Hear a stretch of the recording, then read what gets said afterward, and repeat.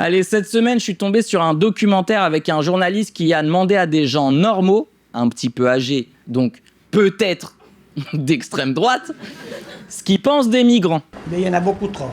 Ah. Ils prennent davantage que nous, on la paye.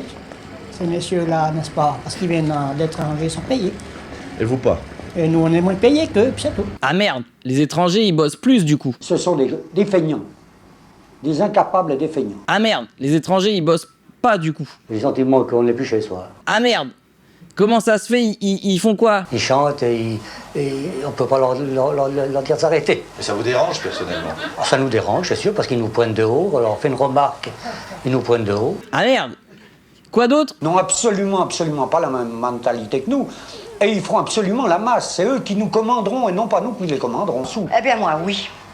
Moi, je suis fermement contre.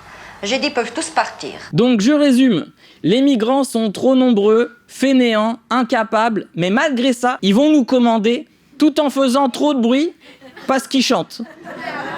C'est fou comme ces gens parlent des Italiens.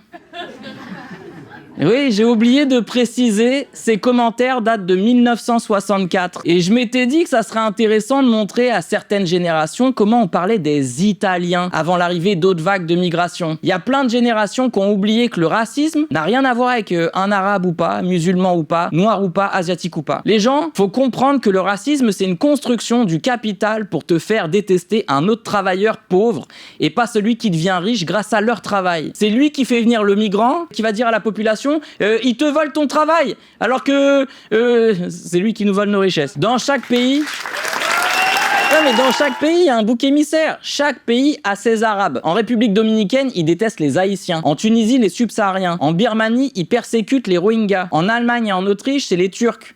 En Hongrie, c'est les musulmans. En Corée du Sud, ils détestent les migrants d'Asie du Sud-Est. Au Liban, ils discriminent les gens venus d'Éthiopie et des Philippines. En Grèce, leur cible, c'est les réfugiés migrants arrivant de Turquie et d'Afrique. En Inde, c'est les Nigérians, les Soudanais et même des Indiens s'ils sont pas de la même caste. En Malaisie, ils font des rafles contre les migrants indonésiens et du Bangladesh. La liste, elle est sans fin. On nous fait le même tour de magie depuis des décennies. Et les peuples, ils voient toujours pas les ficelles. Pourquoi j'ai mis des extraits avec les Italiens? C'est pour montrer à quel point c'est absurde. Personne aujourd'hui dirait que les descendants d'immigrés italiens ne sont pas français ou peuvent pas s'intégrer. La preuve, Bardella veut être président et ça dérange pas les racistes.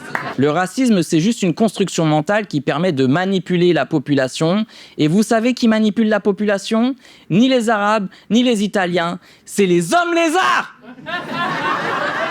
T'as kiffé? Alors prends ta place pour mon spectacle ou la riposte, les liens sont dans ma bio.